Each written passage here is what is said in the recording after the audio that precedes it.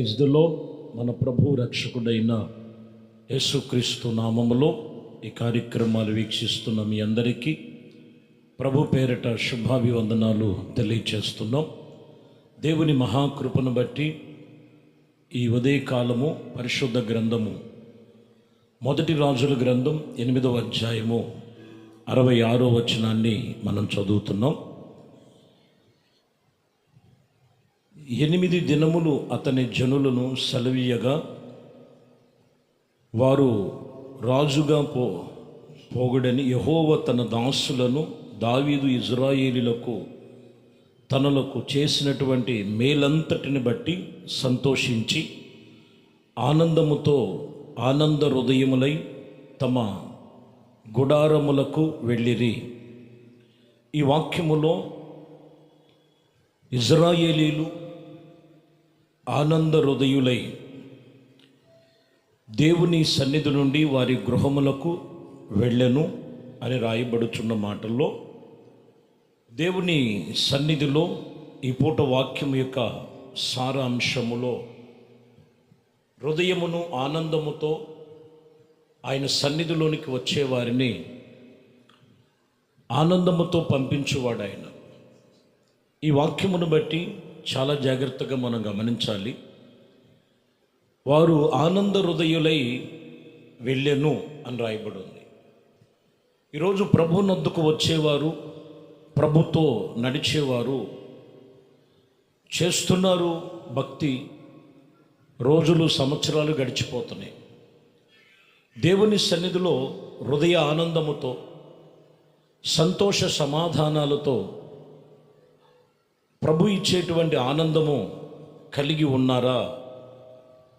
ఏదో తప్పని పరిస్థితి భక్తి చేస్తూ ఏదో అలా వచ్చి ఇలా వెళ్ళిపోతున్నటువంటి పరిస్థితులు, మా జీవితాలలో కొన్ని పరిస్థితులు ఉన్నాయి అనేటువంటి స్థితులు ఆనందము సంతోషము లేనటువంటి పరిస్థితులుగా ఉన్నాయా?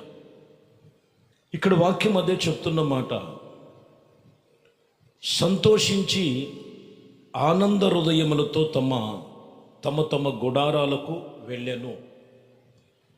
దేవుణ్ణి వెంబడించేది, దేవుణ్ణి భక్తి చేసేది, ప్రభు ప్రార్థనలో నడిచినటువంటి అనుభవం ఏంటంటే దుఃఖించువారు, రోధించువారు, బలహీనులకు ఓతనిచ్చువాడు ఆయన, బలాభివృద్ధి కలుగు చేయవాడు ఆయన.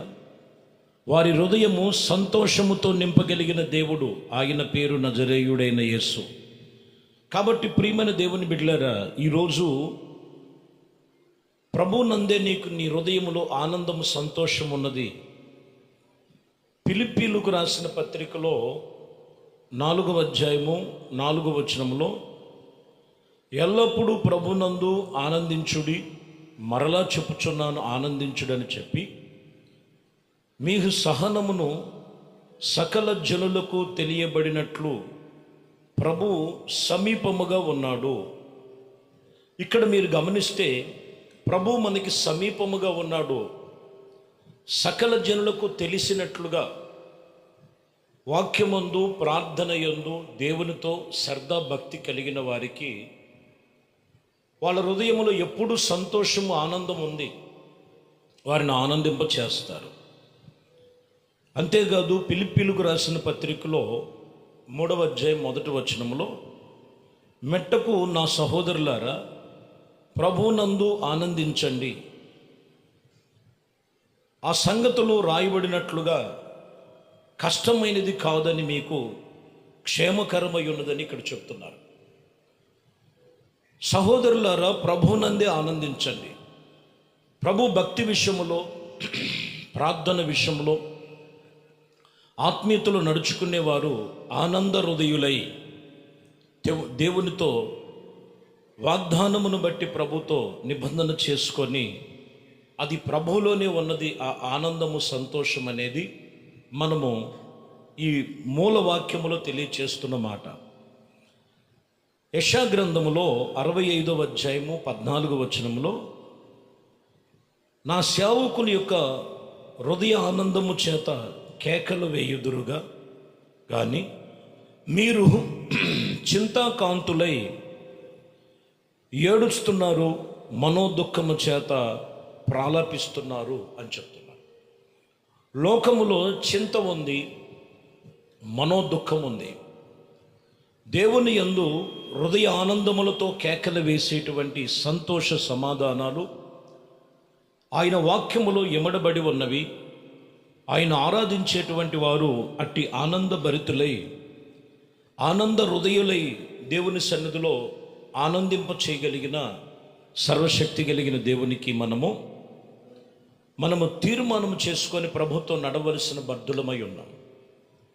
ఇర్మియా గ్రంథములో 31వ అధ్యాయం 13వ వచనము, వారి దుఃఖమునకు ప్రతిగా సంతోషమిచ్చి వారిని ఆనందించెదరని విచారాలు కొట్టివేసి నేను వారికి ఆనందము కలుగు చేసి తిని. చూసారా, ప్రభునొద్దకు ఎవరైతే వస్తున్నారో, దేవునితో నిబంధన కలిగి విశ్వాసముతో ప్రభుతో నడిచినటువంటి అనుభవాలు కలిగి ఉంటాయో, ప్రతి వానికి దుఃఖమునకు ప్రతిగా ఆయన సంతోషమును కలుగు చేస్తాడు. విచారాలు కొట్టివేసి వారిని ఆనందింప చేయగలిగిన దేవుడై ఉన్నారు. కాబట్టి ప్రియమైన దేవుని బిడ్డలారా, లేఖనాలు తెలియచేస్తున్నటువంటి మాట, ఈరోజు నీ హృదయములో ఏ మనోదుఖం ఉంది, ఆనందానికి బదులుగా విచారాలు ఉన్నాయా? దేవుడు ప్రతి విచారాలను కొట్టివేసి నీ హృదయమును ఆనందింప చేయగలిగిన దేవుడై ఉన్నారు ఆయన. నెహెమ్యా రాజు దగ్గర పాత్రను అందించేటువంటి వ్యక్తిగా ఉన్నప్పుడు రాజు ఎప్పుడూ కూడా నెహెమ్యా మొహం చూసి నెహెమ్యాను రాజు దగ్గర పెట్టుకున్నాడంటే నెహెమ్యాలో ఉన్నటువంటి ఆయన ముఖస్పర్శ లేదా ఎంత అందమైన వాడో, ఎంత మరి సంతోషము కలిగిన ముఖమో మనం అర్థం చేసుకోవాలి. ఒకసారి నెహెమ్యాను మనం చూసినప్పుడు నెహెమ్యా గ్రంథములో 2వ అధ్యాయములో 1వ వచనములో, అంతటా అట్టి తర్వాత అహర్షేషుడైనటువంటి రాజు ఏలుబడి కాలమున, ఇదిగో ఈ సంవత్సరములో మనం చూసినటువంటి విషయములో, రాజుకు ద్రాక్షారసమును త్రాగటకు చూసిచుండగా నేను ద్రాక్షారసము తీసుకొని రాజునకు అందించుతున్నాను. అందుకు ఏమై ఉన్నదంటే, పూర్వము నేను ఎప్పుడు కూడా అతన్ని యొద్ద విచారముగా నేను ఉండలేదు. ఇక్కడ మనం చూసినట్లయితే నెహెమ్యా ముఖము విచారముతో ఉంది. విచారముతో ఉన్నప్పుడు 2వ వచనములో అంటున్న మాట, కాగా రాజునకు, ఇదిగో నీకు వ్యాధి లేదు కదా, నీ ముఖము ఎందుకు విచారముగా ఉన్నదని, ఇదిగో హృదయముకు నీ ముఖ చిత్రము అది కనబడుతున్నటువంటి విషయములో అక్కడ చెప్తున్నటువంటి మాట, ఆ ముఖ చిత్రమును చూసి నీకు వ్యాధి లేదు కదా, ఎందుకు నువ్వు విచారిస్తున్నావు అని చెప్తున్న మాట. ఇలారా దేవుడు వాక్యం చెప్తున్న మాట.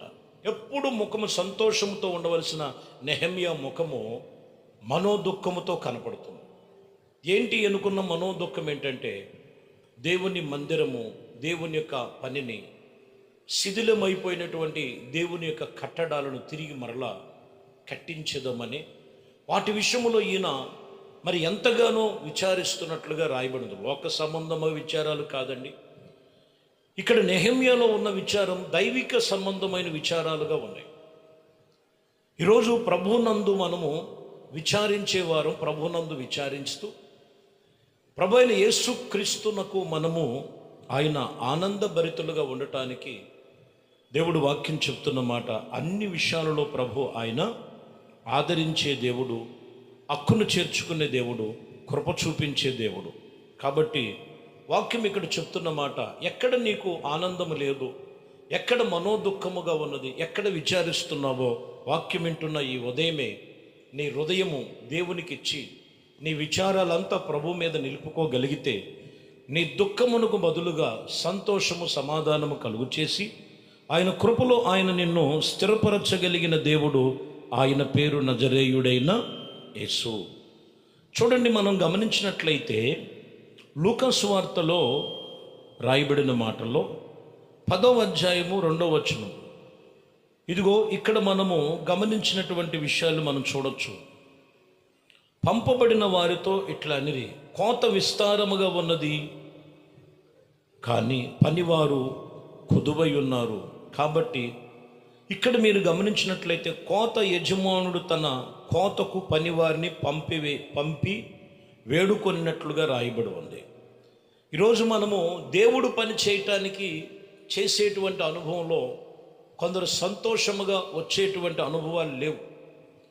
ఏదో చేస్తున్నాం అరోకొరో భక్తి, అరోకొరో ఏదో అనేది కాదు. కానీ అసలు దేవుడు ఎందుకు పంపించాడు, ఆయన పనిలో ఉన్నటువంటి మాధుర్యం ఏంటి, సంతోషముతో దేవుడు పని చేస్తూ ఆత్మల భారము కలిగి దేవుడు అప్పగించినటువంటి ఆత్మ సంబంధమైన పనుల్లో ఈరోజు మనము ప్రతి ఒక్కరం కూడా విశ్వాసులైన, స్వార్థికులైన, సంఘ కాపరులైన దేవుడు పని విస్తారముగా ఉన్నది. చేయుటకు నువ్వు మొదటిగా ఆనందముతో దేవునితో నిబంధన కలిగి ఉండాలి, లేఖనాలు తెలియచేస్తున్నమాట. కాబట్టి ప్రియమైన దేవుని బిడ్డలారా, రాయబడినటువంటి విషయంలో సర్వశక్తి కలిగిన దేవునితో మనం నిబంధన కలిగి తీర్మానం చేయాలి. వాక్యం చెప్తున్న మాట, ఇదిగో దేవుని సన్నిధిలో నీకు ఆనందం ఉన్నది, సంతోషం ఉన్నది, నీ దుఃఖ దినములు సమాప్తము చేసేటువంటి సర్వశక్తిమంతుడు మన ప్రభు అయిన యేసుక్రీస్తు. కాబట్టి ప్రియమైన దేవుని బిడ్డలారా, లేఖనాలు తెలియచేసినటువంటి రీతిగా దేవుడు సన్నిధిలో నీ హృదయము ఏ విషయములు విచారముతో ఉందో ఈ ఉదయమే, అది కుటుంబ సమస్య అయినా, ఆర్థిక సమస్యలైనా, శరీర బలహీనతలైనా, ఎటువంటి పరిస్థితులైనా జీవము కలిగిన దేవుడు ఈ ఉదయమే నీ ప్రార్థన ఆలకించి నీ ప్రార్థనకి ప్రతిఫలం ఇస్తాడు. నీ హృదయంలో ఉన్న ప్రతి మనోదుఖాన్ని తొలగించి సంతోషాన్ని దేవుడు కలుగు చేస్తాడు. ప్రభువా, నన్ను నా కుటుంబాన్ని సంతోషముతో నింపమని ప్రభుని అడుగు, ప్రార్థన చేయి. అట్టి కృప దేవుడు మీకు కలుగు చేయునుగాక. ప్రార్థన. పరిశుద్ధుడా, ప్రేమ కలిగిన తండ్రి, దయగలిగిన మా ప్రభువా, మీ శ్రేష్టమైన పరిశుద్ధ నామమును బట్టి స్తోత్రాలు చెల్లిస్తున్నాం. ఇదిగోనైనా మీ సన్నిధికి వచ్చేవారు ఆనంద హృదయాలతో వెళ్ళినట్లుగా ఈ వాక్యం వింటున్న ప్రతి ఒక్కరిని ఈ ఉదయమే ఆనంద హృదయాలుగా దీవించి ఆశీర్వదించి సంతోషముతో మీ సన్నిధిలో నిలిచేటువంటి కృపలో స్థిరపరచమని నజరేయుడైన యేసుక్రీస్తు నామములో ప్రార్థించి వేడుకొనుచున్నాము తండ్రి, ఆమేన్. ప్రభు మిమ్మల్ని దీవించి ఆశీర్వదించునుగాక. ఆమేన్.